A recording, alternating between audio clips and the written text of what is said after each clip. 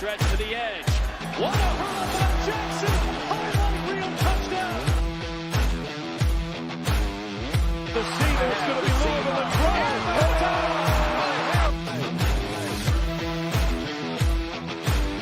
Louisville, national champion.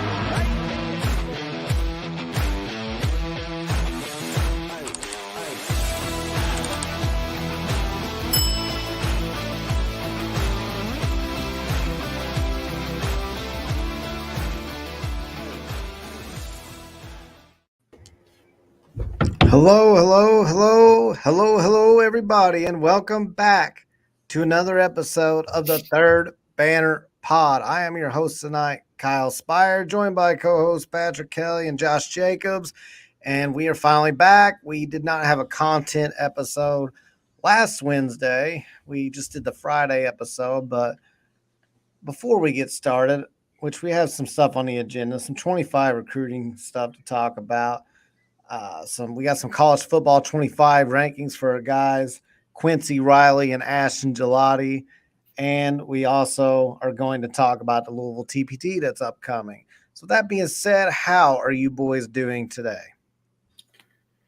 I'm awesome, man. It's start of vacation for me, last day of work for a week. So I'm in a pretty good mood. Also 1,000 subs since we were last on. We hit that milestone, so that's big news. Thanks for all you guys that have subscribed and listened to us this past year and a half about, because we've reached that milestone, which is a big milestone for us. So thanks to everybody out there that's been a part of that, for sure.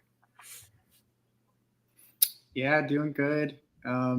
Since I went on vacation, like at the beginning of June, I've pretty much had a day off like every week until this is my first full week of work. So for me, right, like six 4-day weeks in a row at least. But yeah, so just trying to get used to working 5 days this week, you know. I don't know what Mike's going to do on here now because he had the countdown. Mike, you have to count down to 2,000 now. I think we're at 1,017 or 1,018 subs. So whatever that is, it's like around 981, 100 or 983, 982. I don't know. But that's the countdown now is 2,000. But no, thank you guys. Thank all of our subscribers. Good to see you guys in here tonight. Trent, Mike, Dog, Jordan, Dez. All you guys, it came a lot quicker than we thought it was going to as far as getting to this point, and we're happy about it. And that being said, if the chat could let me know on my end, on my microphone, it sounds very much like a buzz, and I'm hoping that's just the output from my computer and that's not going over on the sound. So I don't know what it sounds like when people talk, but just let me know. I might have to shut my stuff down and restart while these guys talk, but I don't know why it's doing that. It's never done that before, but it's definitely buzzing on my end. When everybody talks, there's a buzz noise. So I think I sound fine. It's more about when other people are talking, I don't want it to bleed through my speakers the way it sounds to me, to you guys, because it sounds terrible when they talk when I'm listening. Says it sounds good, so hopefully it's just your speakers or something on your computer. Oh boy, Doc. Yeah, I think Trent also said you sound good. So yeah, I think it's like when I talk, I think I sound fine because it's not coming through my speakers. I may turn my computer volume down to make sure it doesn't. I don't know what's going on, but I don't want it to bleed through to my mic where it sounds like you guys are talking through my mic and it sounds buzzy. So, Good evening, Robbie. So, I don't know. There's not a whole lot going on right now. It's that time of year where it's just a desert of information. I have a few things, 2025 recruiting. Pat Kelsey's been out on the summer events, doing a lot of high school recruiting. So that's one thing I thought about is talking about. We can talk about Quincy. We can talk about Ashton. We can talk about a little bit of the CFB25 stuff, but I know that's Ty's wheelhouse, so I don't want to go too crazy, seeping into the Friday stuff. And we can talk a little TBT, but I guess with basketball recruiting, it's always interesting to me when a new staff comes in, the kind of guys they want to bring in with that first high school class. Yep. Obviously, Kenai Roos was our first guy that we got in this last cycle.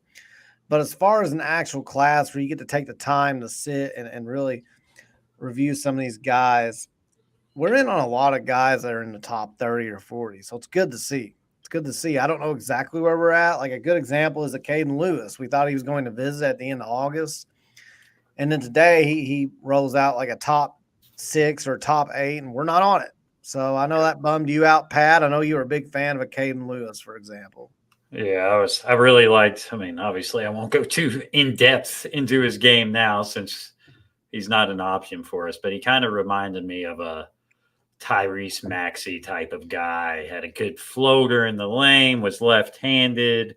Actually, I thought he had a little bit of Tony Parker in his game. And he was a guy I loved just because he could score at all three levels and had some good handles and stuff. And he was a player that we haven't really seen here, at least in a long time, that type of player. So yeah, I was kind of bummed to hear that we didn't make his final list today. But you know, there's a lot of other guys these guys are going after. I mean, you look at this list of the guys that they've offered and the recruits putting out their top 5 top 8s that we're in, and it looks a lot different than it did under Kenny Payne and really even Chris Mack. Kenny, obviously, this is going to sound bad, but he got the favor list where I think players would list us as a favor to him without actually considering us. But his net was never too wide. It would be like 3 or 4 guys that we go after. The net is wide here. So there's a lot of talent. I'm bummed about Lewis, but at least I know there's a lot of good guys they're going after. Mm-hmm. Yeah, I think my concern with the 2025 class is, especially with high school players, you have to start recruiting them 2 or 3 years prior. And we know that probably wasn't happening for a lot of the guys we're after now. So PK is kind of behind the 8 ball there. Like, I think he's still going to probably pull in a few top 100 type guys, but I don't know that it's going to show his potential like with high school recruits because he's just coming in so late. And I don't know. I know NIL is really big for transfers, and I'm sure it matters for high school guys, but I don't know that it matters quite the same. And usually don't give out quite as much to high school guys because they're unproven. So I think I've tempered my expectations for 2025 a little bit. There's a few guys on our list I really like. I really like Malachi Moreno, for example, but I'm not getting my hopes up about anyone just because I feel like we're starting from behind. Yeah, so we talked about Caden Lewis being a guy who we had on a visit for the end of August. He puts out a list. We're not on it because he ended up getting a lot more interest after that from a lot of big schools. So I guess he bumped us down, which there will come a time where we're one of the big schools. We're considered in that tier like we used to be. But for now, we've got a little bit of work to do to get back. That's just how it goes when you've had the last 3 years that we've had. Another one that I think we had on our list for a while, that's a guard that I'm not hearing much about when I look at the recruiting websites, is Magwood, who is a Louisville guy. Yeah. And a really good point guard, solid skill set, really tight handle, and he can score from all 3 levels. But I saw an interview recently where he said, there hasn't been as much contact back and forth on that end. And it doesn't seem like a lot of recruiting guys are feeling that way either from what I read on those sites. So 2 guys that we're not really looking at as much now, Caden Lewis, Caden Magwood, but there's a couple of guys, Davian Hanna and JJ Mandequit, who are 2 guards that we're apparently looking at very strongly. And I know in Hanna's case, he's a bigger guard, like a lanky guard, has a very big wingspan, uses it very well. I think he's a top, depending on what site you look at, like 29 to 35. He's in that range on most of them. JJ Maniquit, I think he's from Hawaii, if I remember right, a Hawaiian point guard, and he's a marksman.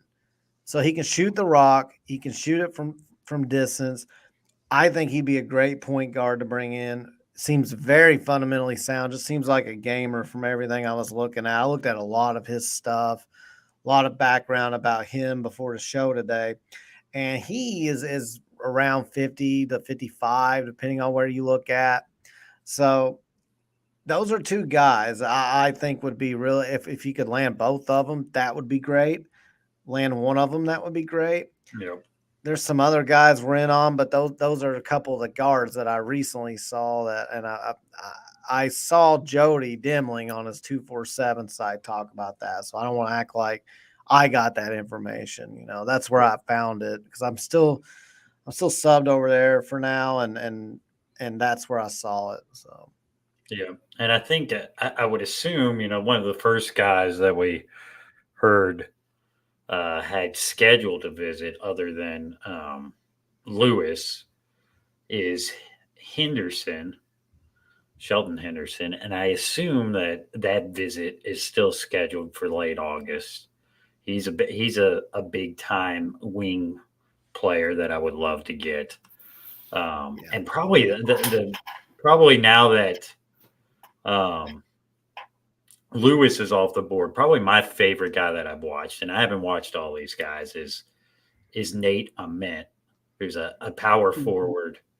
And it sounds like, you know, he's a guy that, yes, he's got big schools coming after him, but that we actually have a legitimate shot at. He's a good athlete, but he plays on the perimeter. So he's one of those stretch fours that, you know, is big in basketball now. A really good shooter from outside. Probably needs to develop a little bit more of his post game, but yeah, he would be a great get. And I think someone in the chat had mentioned, you know, they'd love to see if we got 5 players to come back next year. He assumes PK would get 4 high school guys, 4 portal guys. From what I've read, PK, and I think Kelsey said this in an interview, his goal is to get about 3 high school guys every year, and then fill in with the portal, with whether it's guys leaving, you know, after their sophomore year or going pro or whatever. But his goal is, you know, between 2 to 3, 4 guys on the high school ranks every year. Will this year be different since we have a bunch of seniors on the, you know, and grad transfers on the roster? Maybe, but I think going forward, you know, the longevity of this will be about an average of 3 guys per class.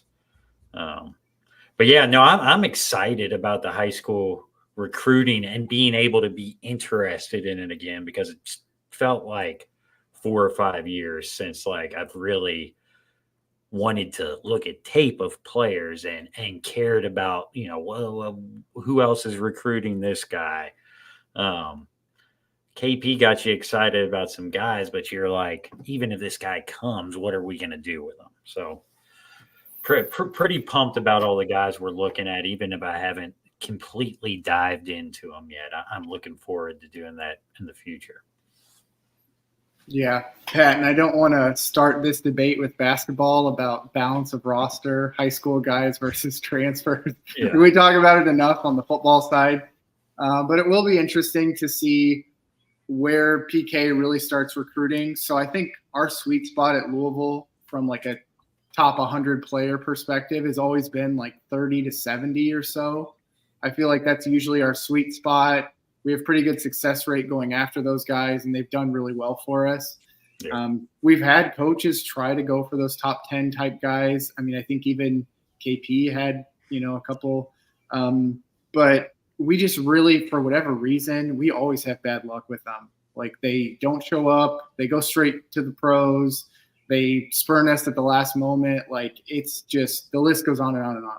So it'll be interesting to see if PK prioritizes more of those top 25 guys than we're used to, or how he balances that out. But I think ideally I'd like to see if they're going to do 3, Pat, I would say 2 30 to 70 guys, and then try to get 1 like real impact freshman, like top 15, top 20 guy.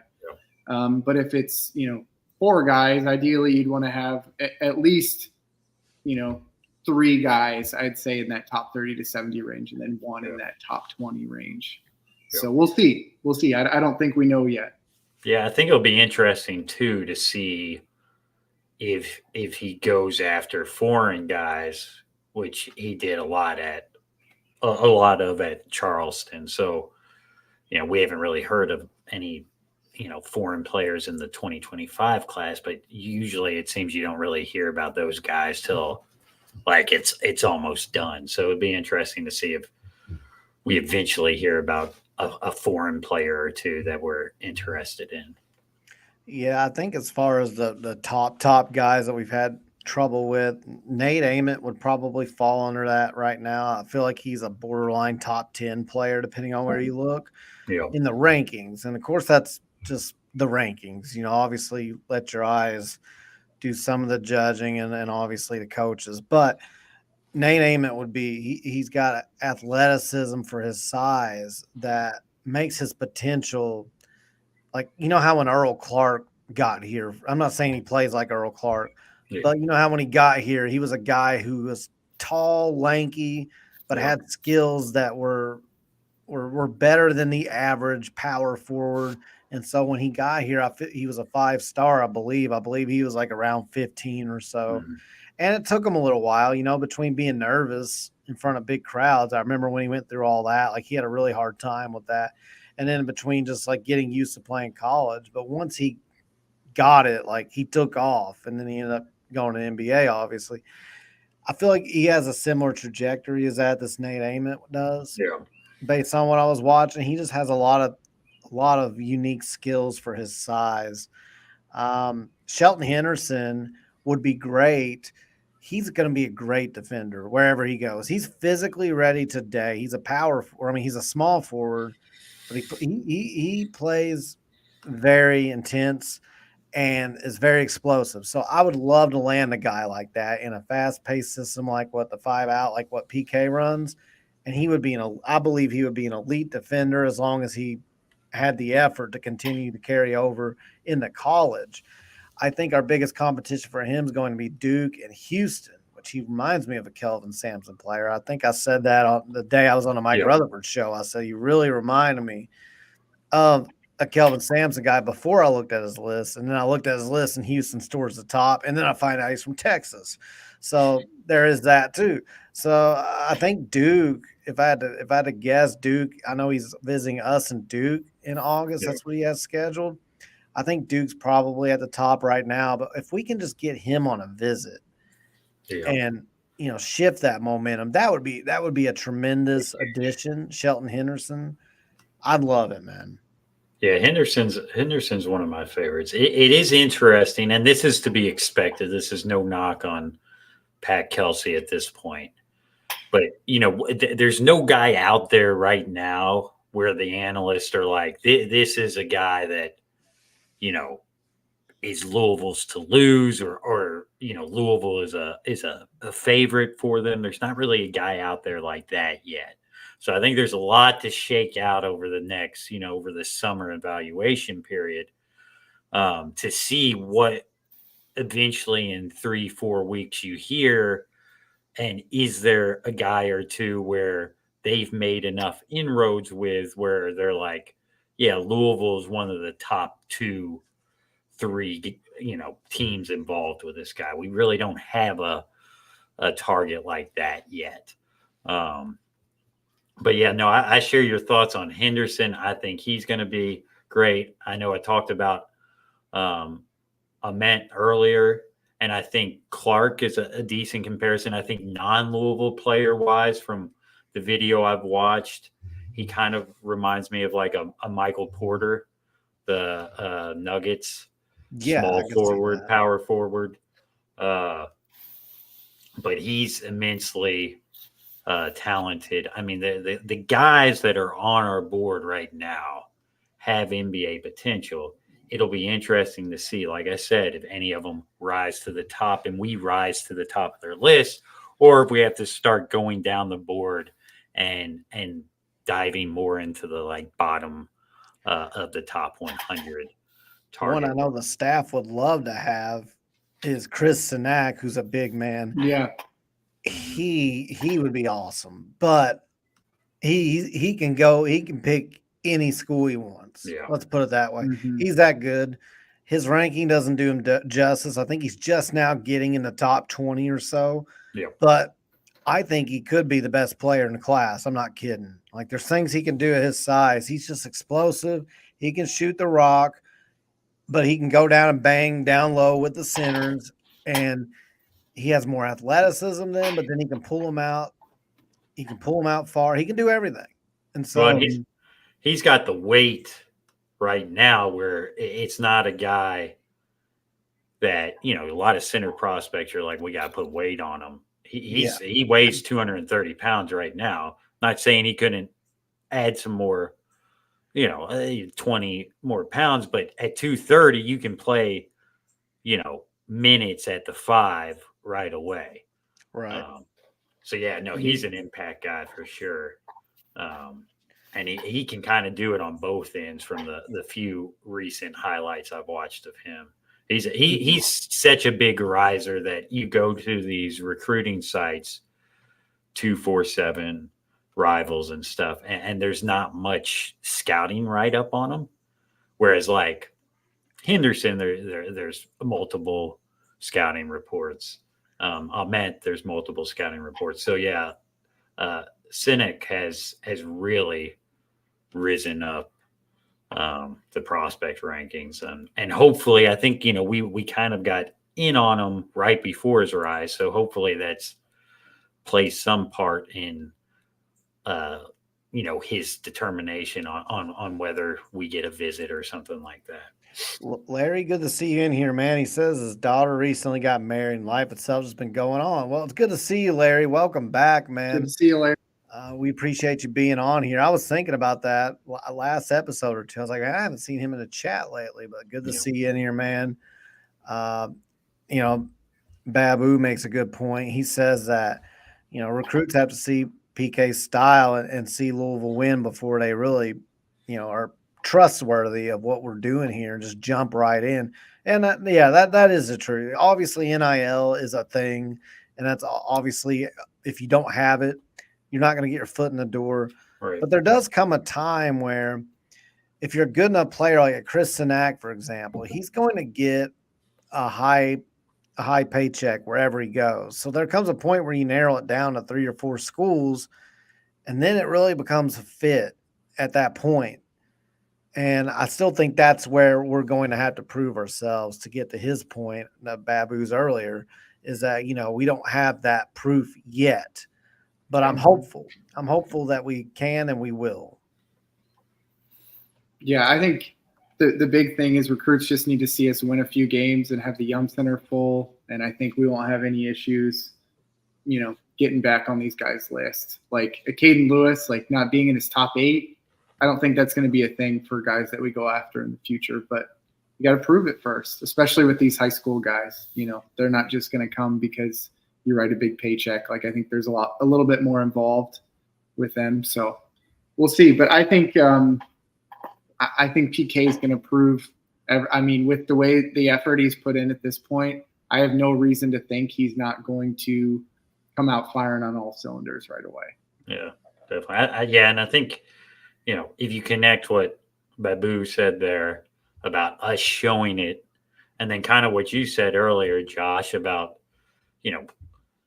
PK didn't really get to develop relationship for multiple years with these high level guys, that you'll really see high school recruiting get to a higher level probably in 2 years.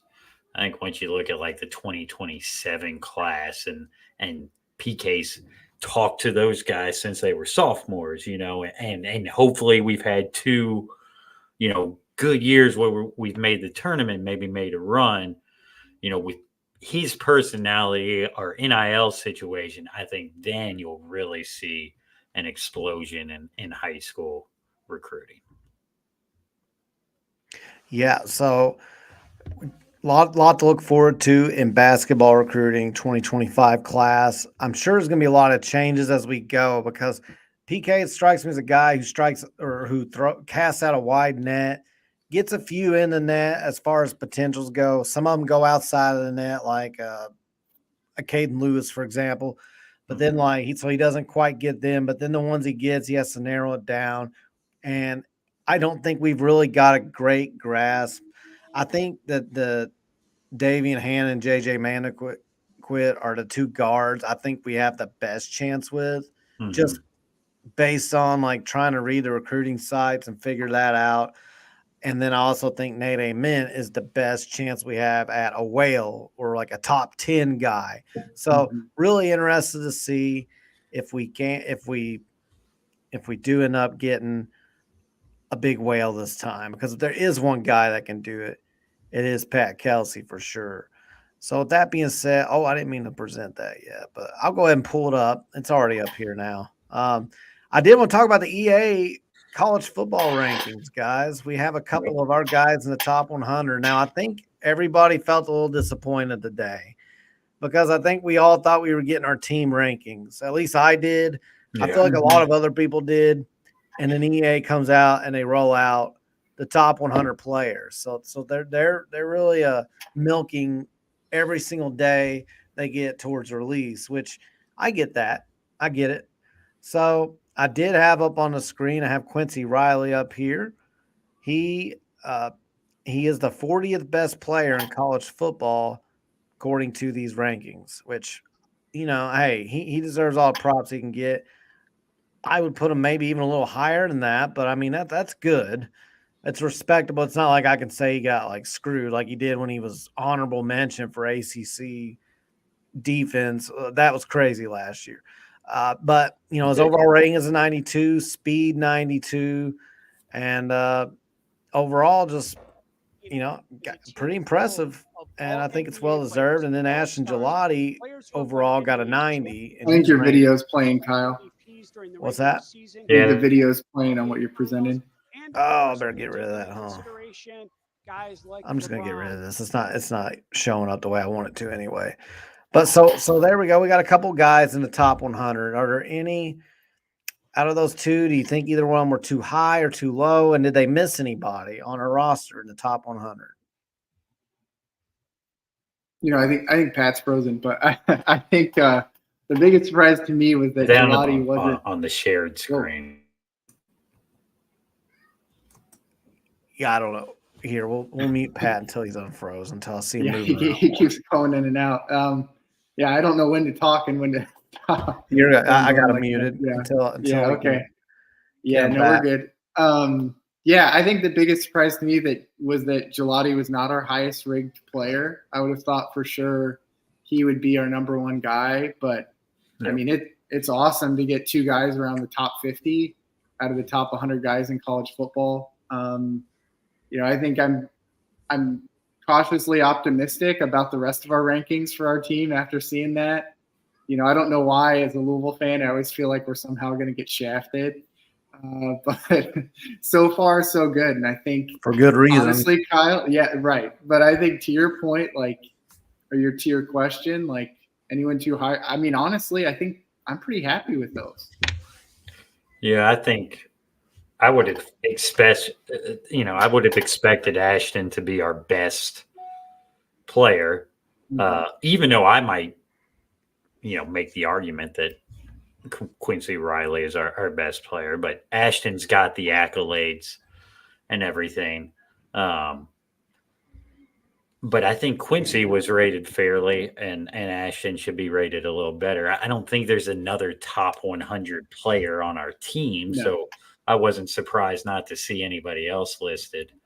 I did think it was cool to see some, we're doing this league, to see some of these non-Power 5 teams that are going to be in our EA league have top 100 players. Old Dominion did, Jacksonville State did. So users of those teams will have a really, really good player to hopefully not an offensive lineman, hopefully a skill position player that they can try to, take advantage of. Mm-hmm. Yeah, I was thinking when I looked at the rankings, I think, Ashton and Quincy Riley, obviously top 100. I agree with that. I was also thinking out of all the portal guys we got, are there, and then returnees, I should say, is there anyone that could be in the top 100 that's, I don't think anybody should, like you, Pat, I don't think anybody should be ranked in the top 100 that for Louisville that's not in there. But there's a couple guys I think could end up being at the end of the year top 100 players, probably towards the 100 area. But the two I'm thinking of, if they stay healthy, are Thor Griffith and MJ Griffin. And of course, they're both on defense. But I could see MJ Griffin, if he continues the trajectory that he was on right before his injury last year, which there are some reports that feel like he is back to that point. But we'll see, because it is different. It's a whole different game after a big injury coming back. But if he can continue on that trajectory, I think he could be a top 100 player. And Thor Griffith, if he stays healthy and lives up to the hype, I think his ability in the interior defensive line is something where his stats may not stand out as someone who you would think is in the top 100, but it's because they just flat out try to, veer the offense away from him because he's like a big black hole when he's in there. Like you're not coming out of that. So I think those two guys will have a really big impact on the defense.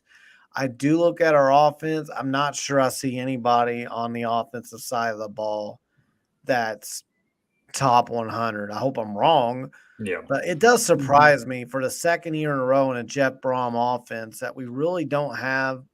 I mean, last year we had like Jawar Jordan came back, and Isaac Garendo ended up being really good for us. So I guess you could maybe make an argument for him that if he got to play more at the beginning of the year, he would have had top 100 player numbers. Yeah. And Jamari Thrash had a good season as well. But then I look at this year, I'm just not seeing anybody that is that like elite. I feel like we're going to be a defensive carried team. We'll have our moments on offense. I'm not saying we're going to be like last year, for example. I don't know how that popped up. His injury hurt him. Anyway, I'm not saying we'll be like last year where we were game managing our way down the field and struggled to have big plays. I think we'll have some big plays, but I think at the end of the day, this is still a strength of the team is the defense. If I had to pick one, that's just me though. Yeah, no, I agree. I think that the only offensive player that could end up a top 100 player is probably Lacey, but I think we're going to spread the ball out more this year, and I just don't see that happening. But no, I agree with you. It does look like EA is going to update these ratings every few weeks. Now that doesn't mean like if you start a dynasty and you get the roster at that time. So it's not like if you're in week 5 of the dynasty and after week 2 of the actual regular season they update ratings, you're not going to get those updated ratings. But if you then start a new dynasty, you'd have updated ratings. So it will be cool to see if we have guys enter into that top 100 rating situation as the season goes on. Yeah, I think we have a couple guys with top 100 potential.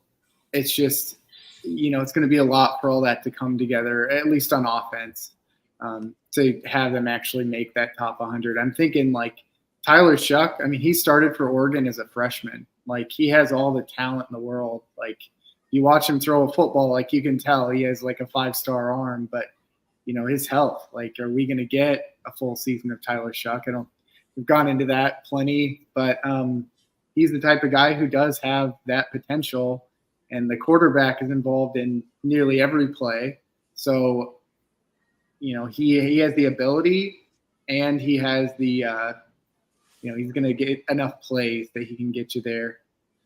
So he's one I think could, and he has the talent, but I don't know that I do agree, Kyle. I don't think he's going to get up there.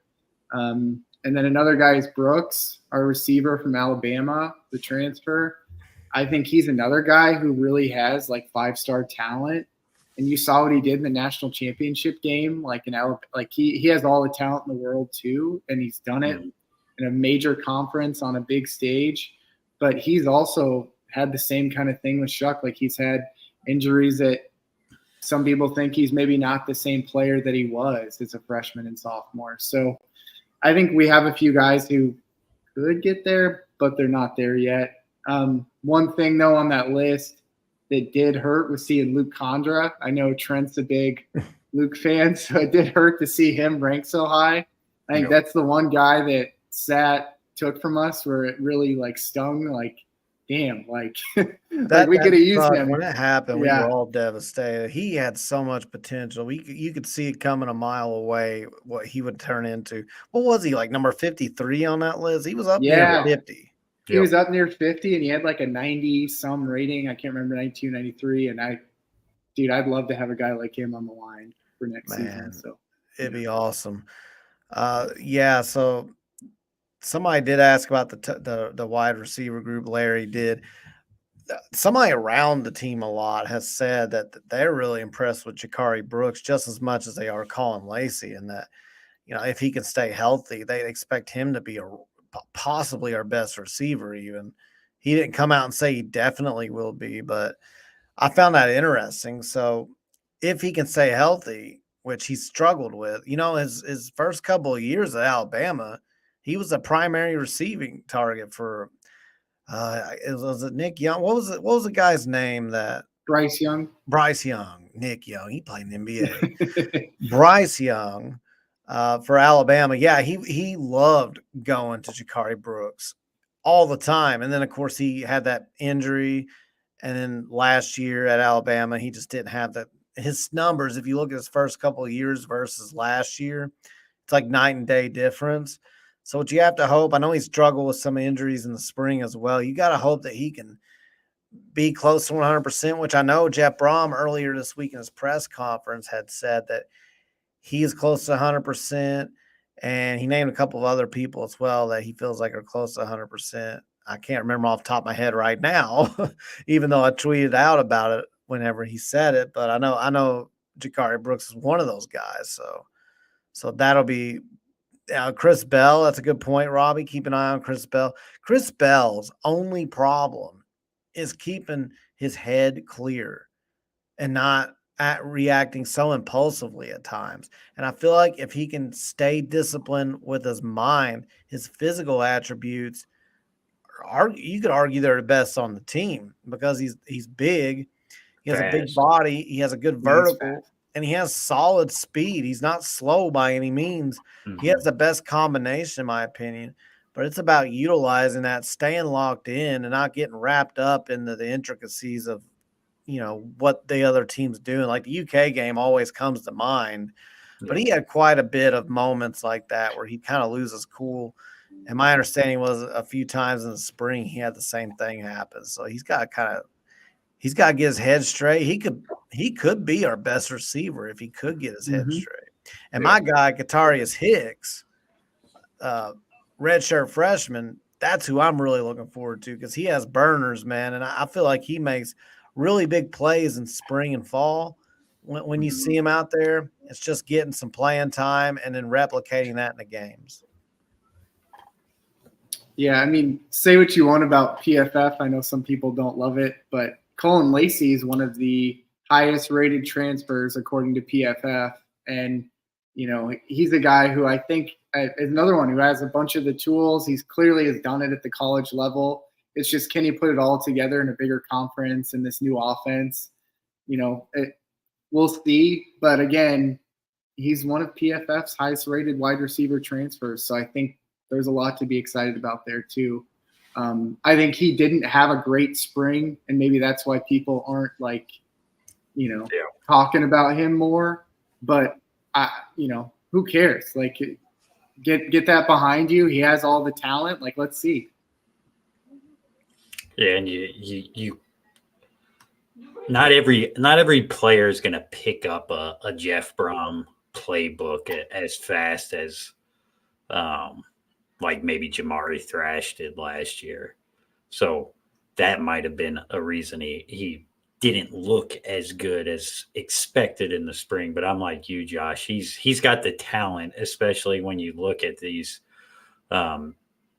scouting and advanced statistics services like PFF. They had him highly rated when he entered the portal. So yeah, he's a guy, like I said earlier, that he could be our best offensive player if he turns it on and puts everything together within our offense. So if you haven't already, please like and subscribe to the channel if you like the content you're hearing on the Third Banner Pod tonight. I did want to talk about the TBT team in basketball. I get a little confused. Earl Clark, is he on the team or is he not? Because I looked on the TBT roster. I don't see him listed, but I did see pictures with him on Twitter today wearing a very fun outfit. So I didn't know if he was just visiting the rest of the guys or if he was on the team. But I think our team that we have stacked up this year, even if he's not on the roster, looks even better than last year's team did. And I don't know how you guys think, but last year's team was a lot of fun. They didn't get as far as I thought they should, or I would have liked them to, but that's okay. It happens. And I think they got a chance this year to make some real noise. Yeah. No, I mean, last year's team was very good and made it to the Sweet 16 of the tournament. And really had this is the Elam ending. So there's no time clock. There's a set score once you get to a certain point in the game. And we had like a 9-point lead and needed to score like 1 point to get to that set score. And I think Russ, who's one of my favorite Cardinals of all time, started gunning, and the other team scored like 10 straight points and beat us. So we were really good last year and had a chance to be one of the final 8 teams. But I think this year's team adds Trez, who is the closest to the NBA of any of these guys on there. It sounds like he hasn't officially been announced, but he looks like he's on the roster. If you look at roster sites on the TBT website, it sounds like we're going to add David Johnson, who was drafted a few years ago, has been playing in the G League. So that's a big add. And then that would be arguably the best player on a team considering his age. Yeah. And then you get Chris Jones, who, if you remember, we played last year and scored like 25 points against us. Yeah. Talked a lot of shit, too. He did talk a lot of crap. But he was very appreciative of the Louisville crowd there. But no, that's a big add. And the only guy I think we've lost, at least Louisville-wise, I can't remember all the non-Louisville players on it. I know we get Mayo back, and he was big for us. But of the Louisville guys, the only guy I think we lost is Blackshear, who I love me some Wayne, but Wayne looks about 50 pounds heavier than he did in college, and he wasn't really effective in the tournament last year. So no, yeah, I think this team, I don't know what everybody else's team looks like, but this team looks like it could go deep into this tournament. Onuaku is playing Couch House, and Onuaku was huge for us last year. I thought he might have been our best player. Yeah, poor Wayne, dude. He can't do anything without his weight getting brought up. Yeah, I feel like it used to be a joke, dude. It was Fat Wayne, yeah. Yeah, it used to be a joke just because Rick Pitino's obsession with body fat percentage. When Wayne Blackshear never looked like he was that out of shape. He was for a Pitino guy, but I mean that's like being in better shape than everybody else still. But yeah, he did last year. He looked pretty rough. So not to go on a Wayne tangent. Oh boy. But like I personally think Wayne is one of the most like underappreciated players of the Pitino era.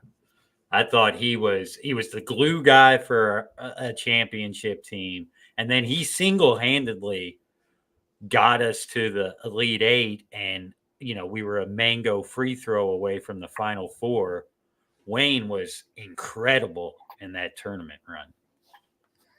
Yeah, I mean, I think he had about as much tournament success as anybody in the Patino era. Like, I mean, that speaks volumes right there if you think about all the teams that we had. I think the problem was he came out of Chicago at the same time as Anthony Davis and, I mean, really outplayed Davis a lot of times, like in high school. And I think so people's expectations of him were way up. And then he played in that McDonald's All-American game when his arm wasn't fully healed, like after he hurt his shoulder. And I feel like someone said that like he re-aggravated something, and he just was never quite the same guy. I think in the NCAA tournament, watching him throw down that dunk was about the closest to that Wayne that we all wanted.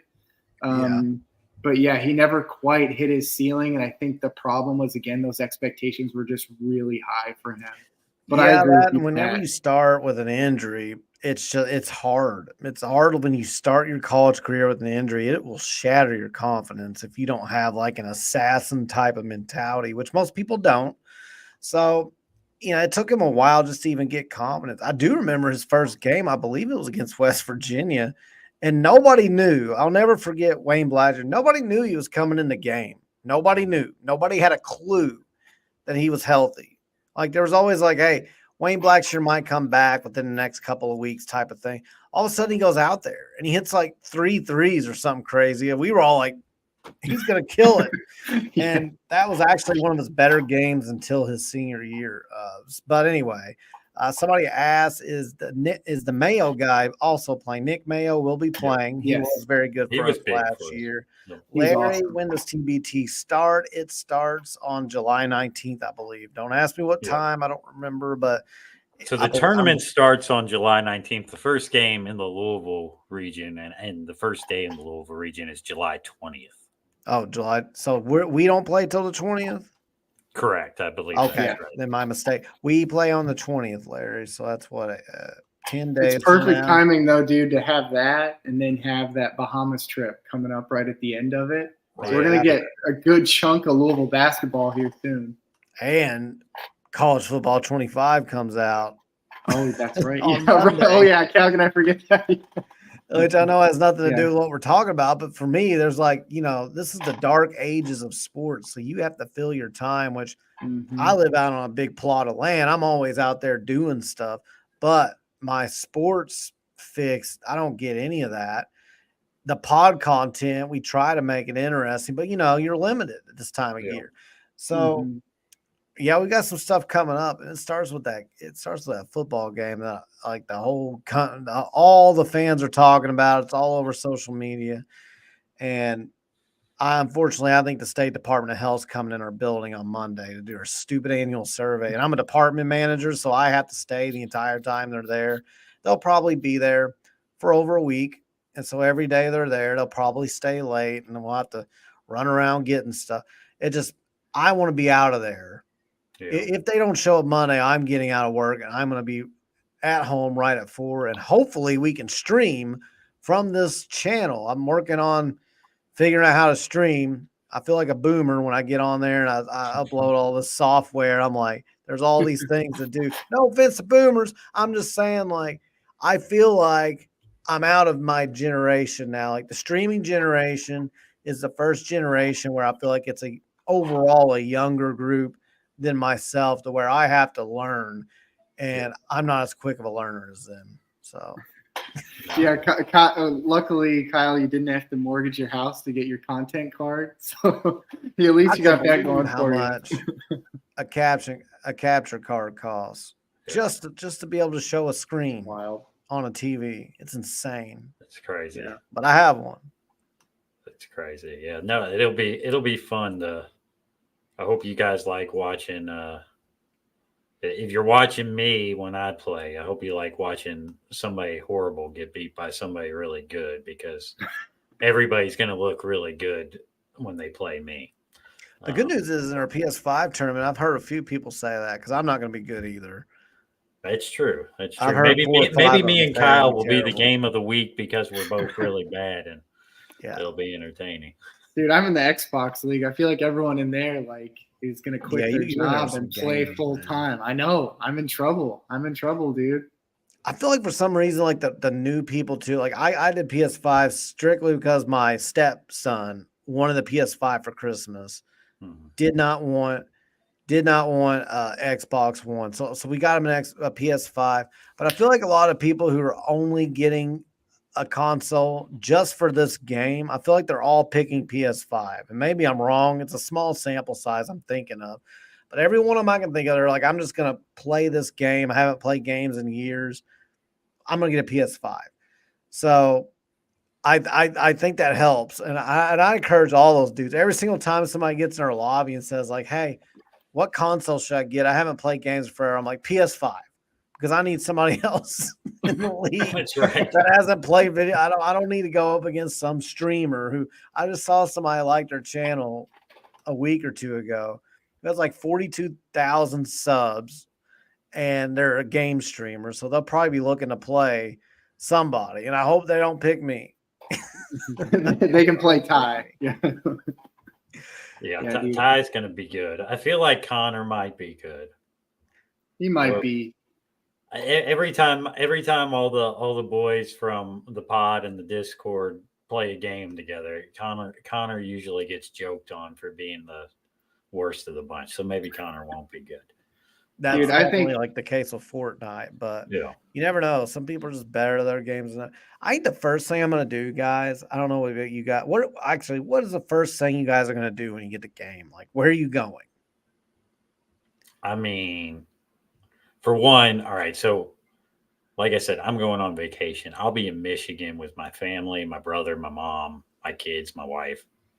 And me and my brother are probably going to piss off everybody. And on Monday at 4, my brother's bringing his PlayStation. We'll probably open up the game and start a Louisville dynasty and sit there and recruit together and play some games and probably be up till 2:00 in the morning. My wife will lock me out of the house when we get home from vacation, but I'll have to deal with that. Deal with the consequences later. But yeah, no, straight to dynasty to start something with Louisville.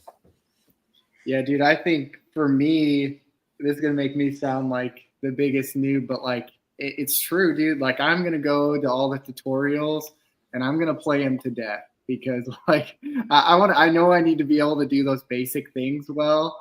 And like, dude, it's been so long since I've played a football game. I feel like, the old NCAA football game I really liked in college, but then Madden after a while, dude, I lost all interest. So the last time I played a football, like I can't even tell you besides like one on my phone.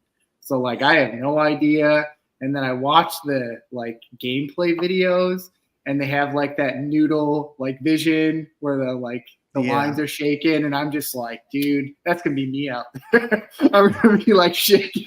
I'm gonna be like, why are you moving the controller? Yeah, exactly, dude. Like that's gonna be me. So I don't know. I think that's gonna be. I'm gonna practice. I see a few people saying straight to dynasty.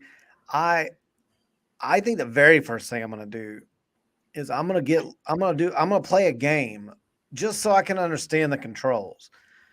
Because again, you're talking to somebody that doesn't have Madden, doesn't play Madden. Now my stepson actually does have Madden and he plays a little bit. I don't care. I'm only going to play a game if it absolutely pulls at my heartstrings. So you're talking about Rockstar games like Red Dead Redemption, GTA, and you're talking about this game right here. That's all I'm playing. So anyway, I know some people play all kind of games or they don't even like those games. Fine. I'm just saying what pulls at my heartstrings. So the first thing I'm going to do is I'm going to go to play a game. I'm going to play UK at Louisville and probably put it on. I can't remember, I'm showing my age as far as NCAA game. Of course, we all are. It hasn't been a game since 14, but I think it's like junior varsity, all pro, and Heisman. I'm going to probably put it on the all pro mode, not Heisman. I won't be ready. They'll kill me. All pro might kill me. But I'm going to try to play all pro. And then after that game, after I kind of get a feel for the controls, I will probably go into dynasty mode. And I think I'm going to start with ball. Our tournament doesn't start till August 1st. And I'm San Diego State's who I drew in the draft wheel. But I'm going to go with my Ball State Cardinals. That's my alma mater. That's a small MAC school. So I'll get them started, learn the recruiting, learn the coaching strategies and all that kind of stuff. And it'll be fun. I can't wait.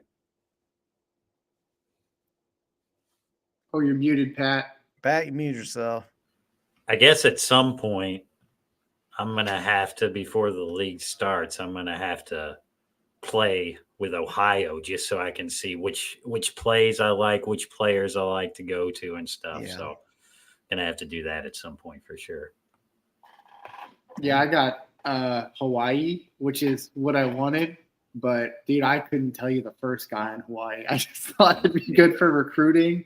And I was like, they're not half bad. Like, they got a few 4 and 3 stars. But, like, Pat, I'm like you, dude. I don't know what kind of offense they run. I don't know who their best player is. So I'm going to have to get familiar with them before the league starts.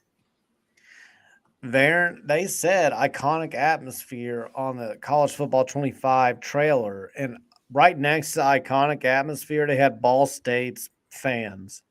So that made me laugh. Because it is not an iconic atmosphere. Like, I don't want to go on too much of a Ball State tangent. This is a Ball State pod, but I would leave my freshman year, for example, when you had to live in the dorms your freshman year on campus, if you didn't live in Muncie, which obviously I did, you would just get drunk in your dorm room with your buddies, and you just walk over to the stadium, show them your student ID, get in free, and just keep drinking. And it was just like, that's all it was a party, and you didn't, like, nobody really paid attention to what was going on the field. And this is a year that we were like undefeated. We had Nate Davis as our quarterback, and I think we got all the way up to 10-0, and we were ranked like probably 18th or 19th, and we ended up losing the MAC championship to Buffalo. But it was still not an iconic atmosphere. Somebody asked how I got here from Ball State. I'm from here.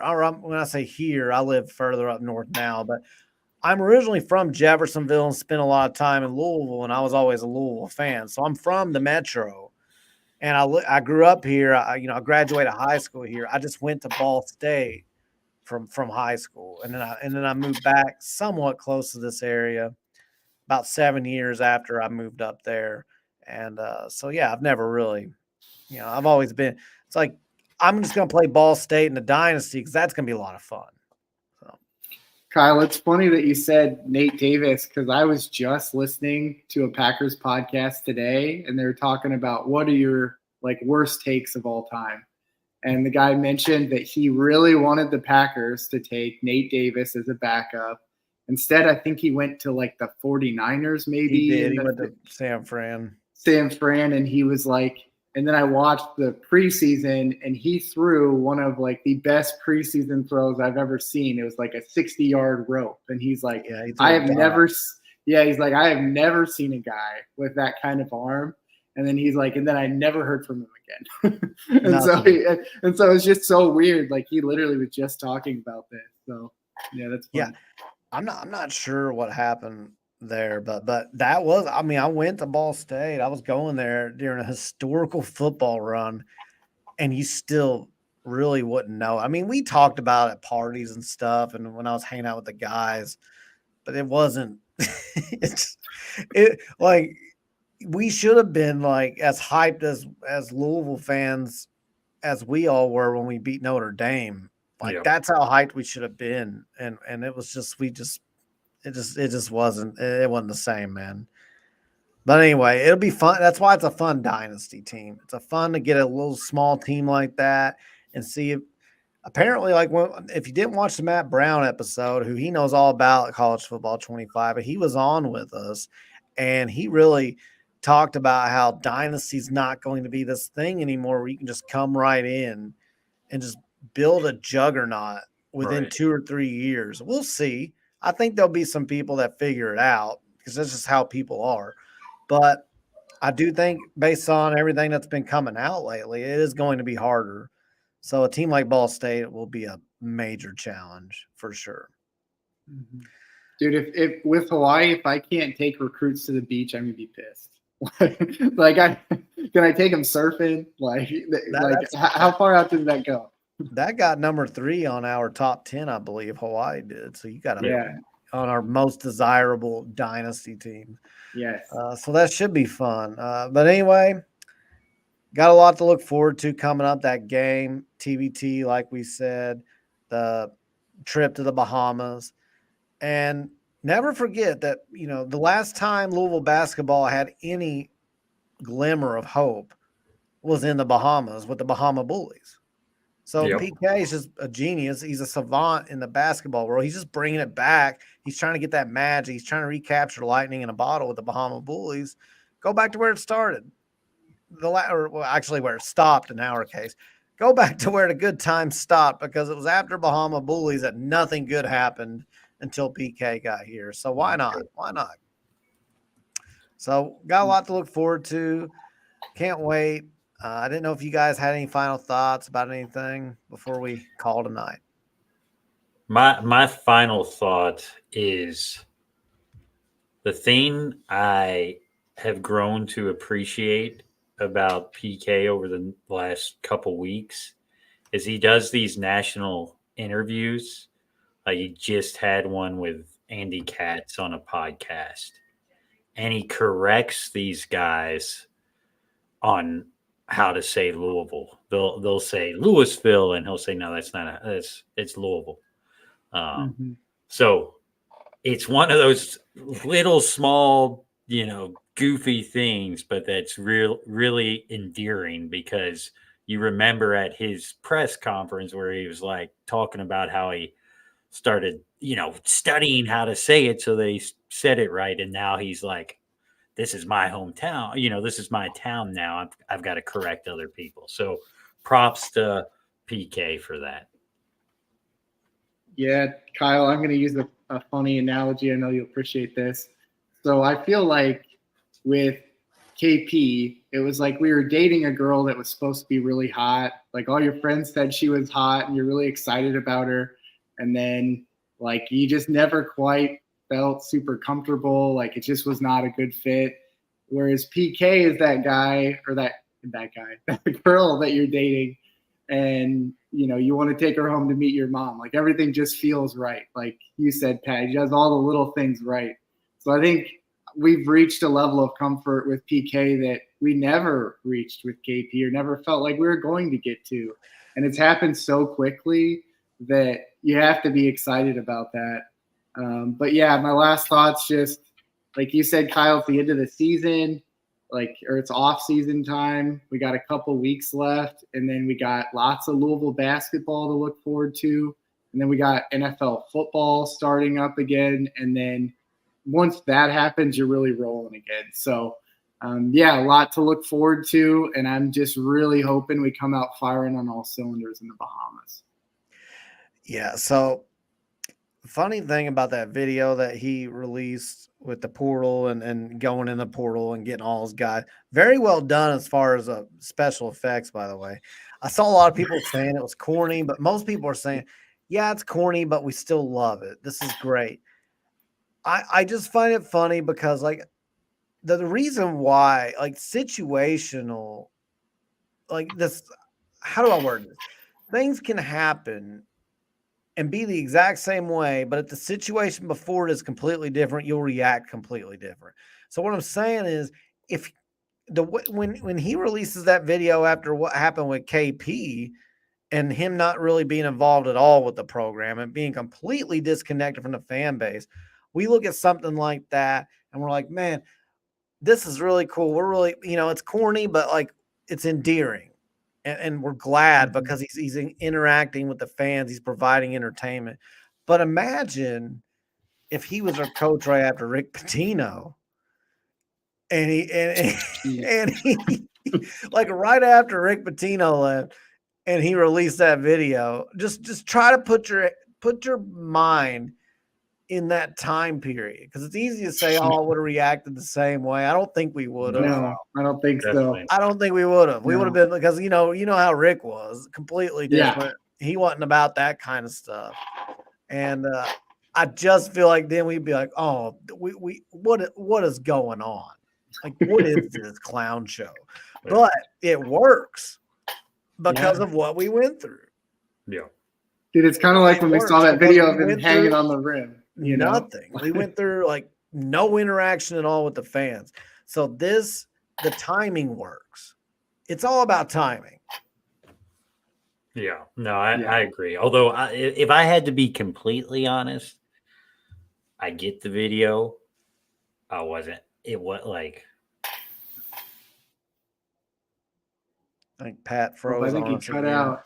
Yeah, sorry I cut you off, Kyle. He was right in the middle of a good. He was. I know. I can tell. Look at the way he's looking there. But look at that intensity on his frozen face. Right. The Top Gun. Oh, there he goes. He just keeps cutting off. Yeah. He's upset about his internet. Yeah, I was gonna say. Sorry. Narrate Pat's reactions. We can't really hear. Do that. He's shaking his head in disgust. Yeah, I'm pissed at my internet because I've run a speed test during this pod, and my speeds are like 600 download and 80 upload, which are good speeds. I don't know why my internet keeps cutting in and out. I don't know. Well, it's a good time. Your internet is just telling us, hey, we need to wrap this up because that's right. It knew I said 10 minutes ago we were about done, and we're still rambling. So I think we are going to call tonight. We appreciate you guys being on here. If first time listening, you enjoy the content, subscribe to the channel. We are on usually every Wednesday with content, and usually every Friday we come on with a more laid back episode, more college football 25 focus, game themes. We do Louisville trivia game themes on Friday nights a lot. So we try to do a little bit of both content episodes and then, more laid back casual episodes. And then we will also start streaming once we figure out what the hell we're doing with streaming. We will start streaming live college football type of stuff. So, and I know that it entertains some people. Some people don't get into that. But hopefully the people that get into the pods stay for the pods. People that get into streaming stay for streaming. Just something for everybody. So that's the way we're looking at it. With that being said, I think we're going to go ahead and call it a night. I'm going to end this now with a Go Cards. Go Cards. Go Cards. See you guys next time. Thank you for tuning in.